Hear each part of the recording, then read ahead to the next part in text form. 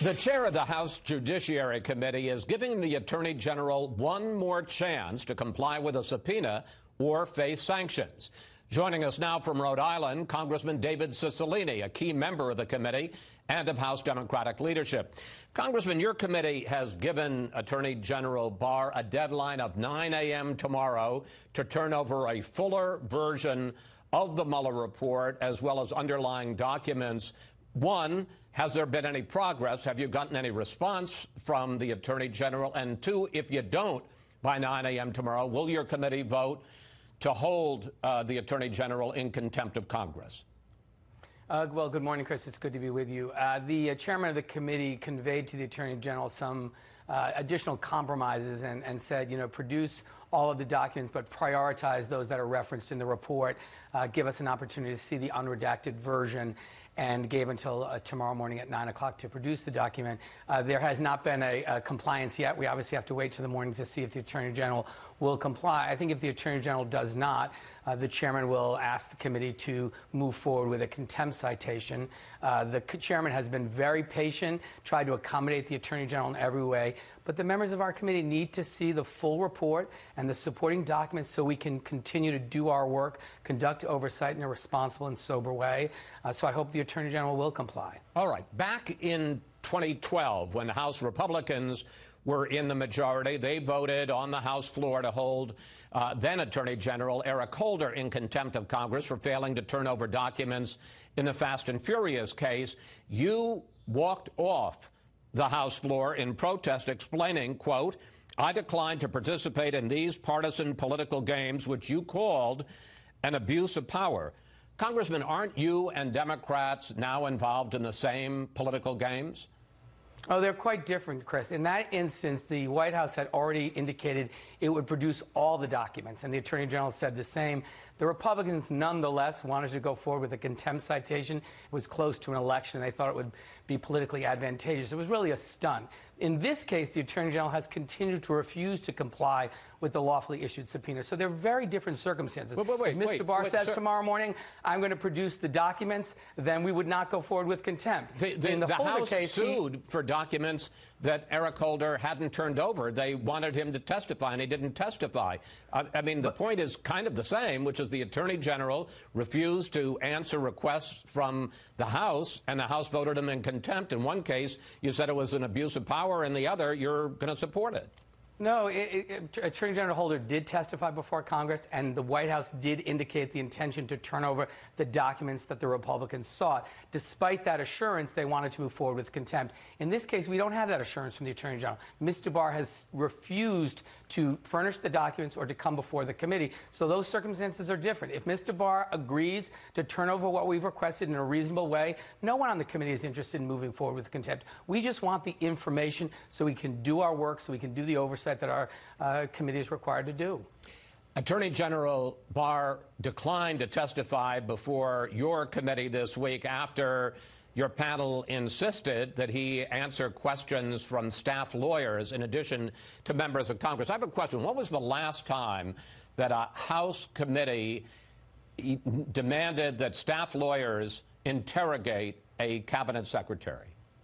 Well, I think the last time was probably during Iran-Contra when the staff lawyers examined Ed Meese and Caspar Weinberger. So, and of course, it happened in the Senate with Dr. Ford. I mean, the fact is the House rules permit this. The committee decides how we will examine witnesses and how we'll collect evidence. A witness has no right to dictate to the Congress how they're going to be examined or how we're going to collect evidence. So let's go back. In terms of the direct answer to my question, which is the last time that a House committee did this, it was Iran-Contra in 1987. Which is, I guess... I stand corrected. I'm sorry. There were a number of witnesses that were examined during the Clinton email inquiry by the Republican Congress. I don't know if there were cabinet secretaries, certainly the director of the FBI and others. But look, the fact is they're all witnesses, whether they're cabinet secretary or not. By staff Congress members? Has I can tell you, we asked the House Judiciary Committee. They say the last time that a House committee demanded that staff lawyers talk to a cabinet secretary. It was 1987 during Iran-Contra. You're quite right about that. That was 32 years ago. The Christine Blasey Ford case is completely different. First of all, she's not a cabinet secretary. Secondly, she was interviewed by a woman because of the fact that Republicans didn't want an all-male panel to have a bunch of men questioning her. So it really seems that the only two cases that we could find were one Iran-Contra and two during Watergate. And I guess really that's the question, Congressman. Wasn't this an effort by the House Judiciary Committee to make the Russia investigation seem as bad and as serious as Iran-Contra and Watergate? Well, I do think it's as bad and as serious, but that's not the purpose of asking for staff attorneys to question. Look, it's been done. It's been done to a lot of witnesses. I don't think it matters whether it's a cabinet secretary or a lay witness. The fact is the committee has the right to collect evidence in the way that we think is appropriate. And the reason that it's so critical for a witness like the Attorney General is he's a master at evading. And when you have 5 minutes that you go back and forth, Republican and Democrat, you sometimes can't dig deep enough and really get and have follow-up questions. So we decided it would be much more useful to get the evidence with a staff counsel having an extended period of time to follow up and really drill down so the Attorney General couldn't evade answering questions, as we saw him do in the Senate. So, look, what people should be asking is, why is the Attorney General afraid to come before the House Judiciary? What is he hiding? What is he worried about? What questions is he afraid he can't answer? That's the real question, not sir, why does Congress want to ask staff counsel. He was absolutely willing to testify before the committee. It was just this particular condition. But why, Chris? I mean, you have to ask why. Like, what is it about well, because maybe the fact is that it hadn't happened in 32 years. Let me, if I might ask you, I might ask you another question, sir, just to follow up. The question now is, what is the House going to do about all this? Here is what Attorney General Barr said when he testified before Congress last month. Reports have emerged recently, General, that members of the special counsel's team are frustrated at some level with the limited information included in your March 24th letter. Do you know what they're referencing with that? No, I don't. I suspect that they probably wanted, more put out. But after we learned this week that, in fact, Special Counsel Robert Mueller had written long before that testimony, just after the release of the Attorney General's summary, to Barr complaining about his summary, here was the reaction from House Speaker Nancy Pelosi. He lied to Congress. He lied to Congress. If anybody else did that, it would be considered a crime.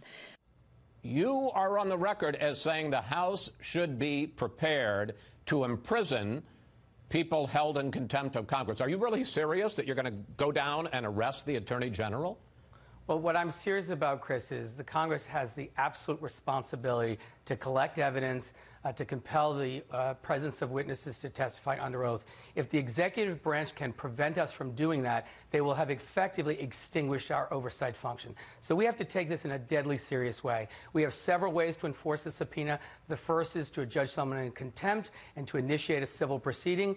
Congress also has the inherent authority to judge people in contempt, and there is both an 1821 and a 1935 Supreme Court decision that recognizes Congress's right to do that. And in both those cases, individuals were taken into custody pending their compliance with the subpoena. It, of course, should never come to that. We expect the Attorney General to honor a subpoena when properly served, and we will fully enforce that through the courts. But the reality is we have to have access to this information. This is central to our oversight responsibilities, and it is not up to the executive branch to decide what they want to give us. Our Constitution requires otherwise. I got a couple of final questions. There have been new reports this week about alleged surveillance, some would call it spying, by the FBI on the Trump campaign. It turns out that a new person in the FBI or the Justice Department had actually met with George Papadopoulos, continuing questions about the Steele dossier. Attorney General Barr said he is going to investigate the origins of how this whole Trump-Russia investigation began. Don't you think, in the interest of fairness, that your committee and Congress should investigate that as well? Well, it's laid out in the Mueller report in pretty significant detail. More than 140 contacts between the Trump campaign and Russian officials or people connected to WikiLeaks.